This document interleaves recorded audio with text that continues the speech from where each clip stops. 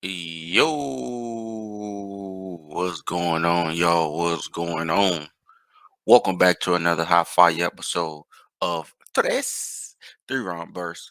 Uh, we got three hot topics for y'all. We're gonna get through 'em, we're gonna go through and we're gonna discuss them. Um, Let me know what y'all think. Like, subscribe, all that good stuff. Let's get straight to it. So, the number one topic: are the Cowboys good, or are they just the Cowboys? Right. So, there are games in the history of the Cowboys, and I'll say the history of the Cowboys because they haven't won a Super Bowl in 25 years. There is a history, a precedent of the Cowboys in the last 25 years where they win the games we don't think they're going to win, and they lose the games we think they're definitely going to win. Um, a good example of that, as I hear some creaking and noise in the back, a good example of that is the Green Bay loss. Your guess is as good as mine. Green Bay is trash. Green Bay barely can scrape by uh, teams like the Bears, etc. So, um, yes, disappointing loss. But if you look at last night, right? So the Colts have been like a trap game. I would say they were a trap game for the Eagles. They just been a trap game the past 2 or 3 days because nobody knows. We don't know what to expect because this year the super trash teams have kind of been the ones to put it together and somehow they can make a win or get an upset. So you kind of don't know what to expect. I was fully expect the Cowboys to lose last night. I really did in a close, boring ass game. Where Jonathan Taylor would probably go crazy. They ended up with 54, right? So there's a difference even in them winning the game versus me thinking they're gonna lose the game and scoring 54 points. So what I leave you with are the Cowboys serious? Are they serious this year?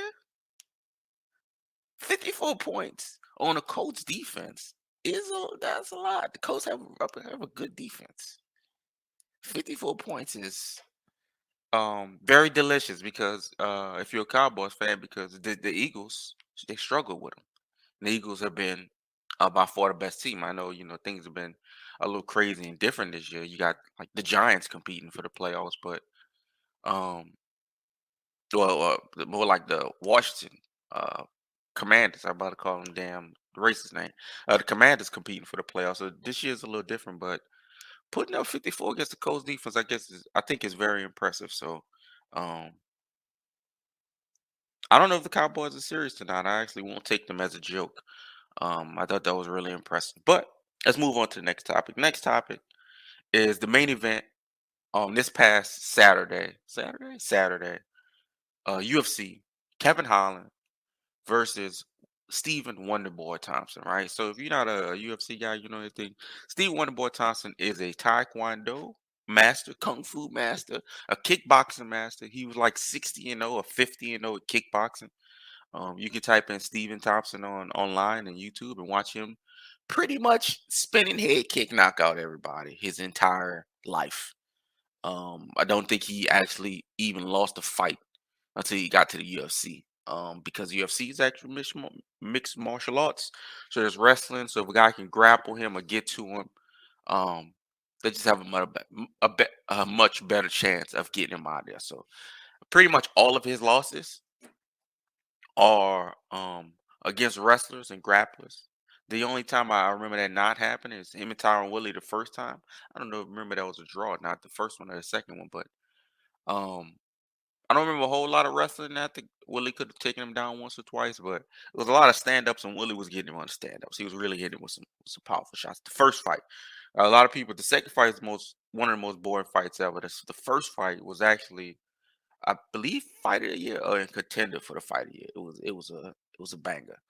Um, but getting back to what I want to discuss, I want to discuss Kevin Holland, right? Because Kevin Holland, um, I think could have won the fight, right?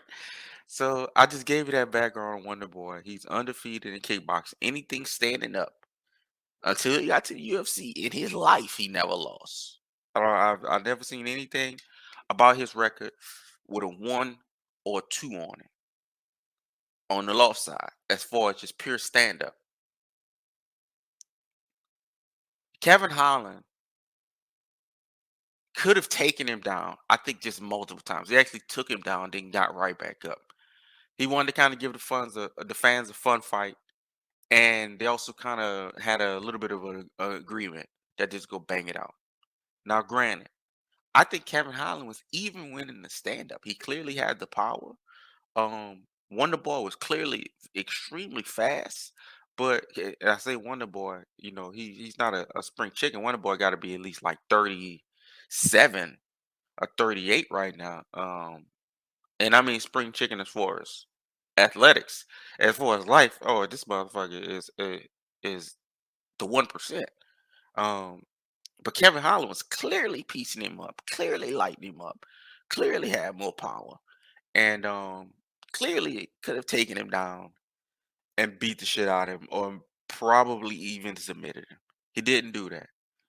Um, because of that, he lost. He didn't get knocked out. He had his right hand broken and swole up like a goddamn balloon. And yeah, he lost.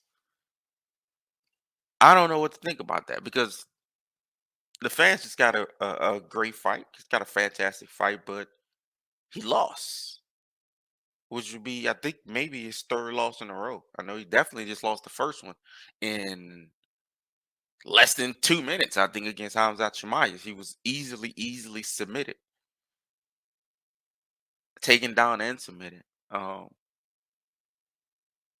so I don't know. It's a difficult thing. He pretty much, you never know what's gonna happen when you mix it up. But I'm pretty sure he gave up a dub there against the number six guy in the division.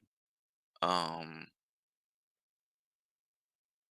as far as trajectory, I don't know where that really brings him. It seems as though, I always thought of Holland as like the black cowboy. Like he's just gonna take fights.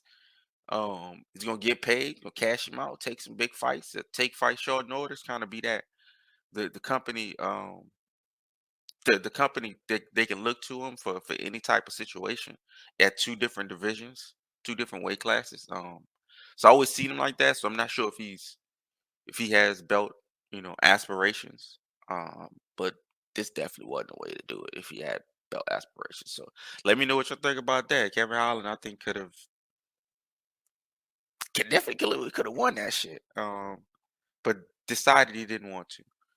He didn't want to win. He just wanted to fight. So, uh, yeah, we'll move on to the third topic, which is black quarterbacks, right? So it's gonna be a quarterback discussion in general, but we're gonna kind of siphon it in to the blacks. So preseason, there was a lot of disrespect and there was a lot of slander. We all saw it. The fans' point of view, the majority of us call bullshit, saw this bullshit. Justin Herbert, who I think is a fantastic young quarterback. Um, I don't think he had proven enough before this season to be put higher than Lamar Jackson, who's already an MVP of the league. Um, and I just don't think he's. I think just Lamar is just a lot more dangerous, right? But one thing I always say, or one thing I saw on the internet, I don't always say it, but I always say it now, is not Deshaun Jackson, Lamar Jackson. His best wide receiver is Deshaun Jackson. Deshaun Jackson's was the best wide receiver for a couple quarterbacks. Um, One of them is Donovan fucking McNabb. Another one we get to go Michael Vick. So those two guys haven't played football in a very long time. I think Deshaun Jackson, when healthy, as we saw a couple weeks ago, is fully capable of catching a big biome on your ass. He shouldn't be the best skill guy on the team. That's not the quarterback. He shouldn't. He's the best wide receiver or running back. Mark Andrews, I'm sorry, will be the tight end will be the best, just guy that's not Lamar. But Deshaun Jackson will be the best wide receiver. That shouldn't be the case, right? So even with that going on, still thought Lamar was better. Jalen Hurts, very disrespected before the year. He was basically cast off as a running back. Justin Fields, cast off as running backs. And on a quick side trip, I think about all of the mobile quarterbacks, and not just black quarterbacks, mobile quarterbacks in general. All the ones in Nebraska had. Scott Frost used to be one of my favorite quarterbacks. Just all of the mobile quarterbacks that were shunned and cast out of the league. Eric Crouch. I remember when Eric Crouch was a quarterback from Nebraska, and he was fast. He was just like Scott Frost, but I felt like he was just a little bit bigger version of him. And motherfucker had like 1,200 yards rushing and 3,500, maybe 3,000. I believe 3,000, 3,500 yards passing, doing everything right. And he came in, and they made him a safety. So I think about these guys. That's why I say it's gonna be over quarterback success. I think about these guys, and I think about the unwillingness of NFL teams, even in the 2000s, let alone the 90s, the 2000s, to build their offense around their unique and very good quarterback. Think about all the cats. Think like we know how good Randall Cunningham was at certain points. Think of how good he could have been if they just catered his running style also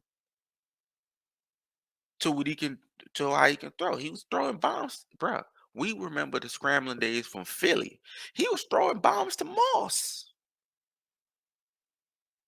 That's like 8 years later. He's throwing bombs to Moss.